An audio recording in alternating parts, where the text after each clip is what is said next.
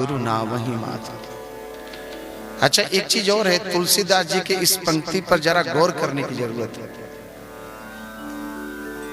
तुलसीदास जी वर्णन करते हैं कि मात पिता गुरु ना वही माथा। जीव के लिए सबसे बड़ा गुरु कौन होता है प्यारे?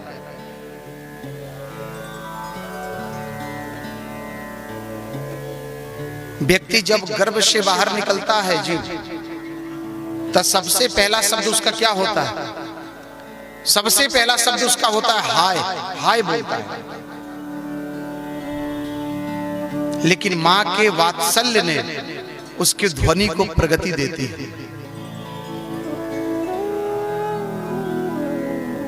तुलसीदास जी कहना चाहते हैं अपनी पंक्ति में कि माता पिता गुरु ना वही माता। संसार में हर जीव के लिए अगर सबसे पहला कोई गुरु है तो उसकी मां है और उसके पिता है।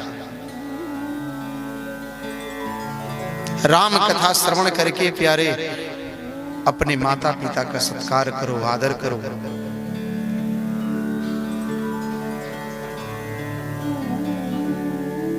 गर्भत स्यात् समद दुखम न भूतो न भविष्यति। मां अपने पुत्र को 9 महीने गर्भ में धारण करती है। व्यास जी महाराज श्रीमद् भागवत महापुराण में कहते हैं कि महाराज गर्भ में जितना तकलीफ शिशु को होता है उतना तकलीफ दुनिया में कहीं भी नहीं होती।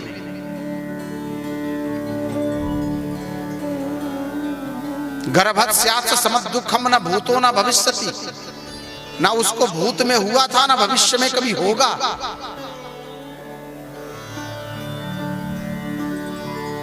लेकिन 9 महीना गर्भ में धारण करके प्यारे जिस मां ने आपको इस धरती पर पुण्य कर्म करने का अवसर प्रदान किया। कई लोग होते हैं, साधु महात्माओं की बात मैं कह रहा हूं, कहते हैं कि मैं किसी भी नारी से दूर रहता हूं, हमारे कुटिया में नारी का आना वर्जित है। मैं इस लाइव टेलीकास्ट माध्यम से कहता हूं कि कोई कितने बड़े साधु महात्मा हो प्यारे, कितने बड़े परमात्मा हो, कोई आकाश से टपक कर करके जमीन पर नहीं आता। किसी पुत्र किसी जीव का कोई अधिकार नहीं है प्यारे जो किसी नारी को अपमानित कर सके। वो लोग मूर्ख हैं जो कहते हैं कि मैं किसी स्त्री जाति से नहीं मिल सकता। अगर आपने वाल्मीकि रामायण की कथा सुन रहे हैं आप,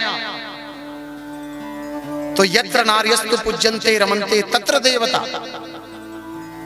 प्यारे, जिस घर में नारियों का सम्मान होता है, जिस घर में नारियों का इज्जत होती है, वहीं पर तो मेरे ठाकुर रहते हैं।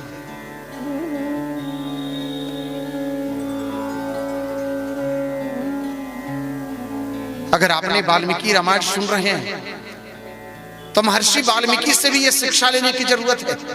वाल्मीकि रामायण की रचना करते समय महर्षि वाल्मीकि ने लिखा है कि सीता यश चरितम महत्। मेरे लिए मेरी इष्ट तो भगवती सीता है। क्या महर्षि वाल्मीकि से भी बड़े महात्मा हो जाते हैं?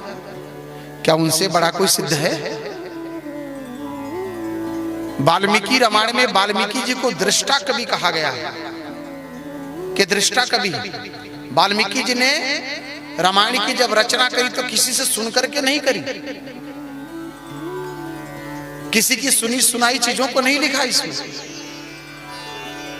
हम शादी ब्याह में जाते हैं, आज हमें कहीं ब्याह में जाने की तैयारी हम कर रखे हैं और किसी निजी कारण से हम न जा पाए तो किसी से पूछते हैं कि भैया कैसा आनंद आया, तो लोग बताते हैं भैया बहुत आनंद आया। तो हम उसके बताई हुई चीजों का अनुभूति कर करके प्रसन्न होते हैं। लेकिन यहां पर ऐसा बिल्कुल नहीं है। वाल्मीकि जी रामायण की रचना जो किए हो, राम जी के समकालीन ऋषि हैं।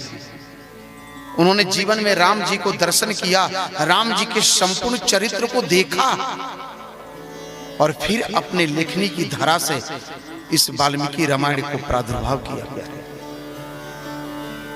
इसलिए व्यास जी उनको आदि कवये मुह्यंत यत् सूरया, उनको आदि कवि की संज्ञा देते हैं।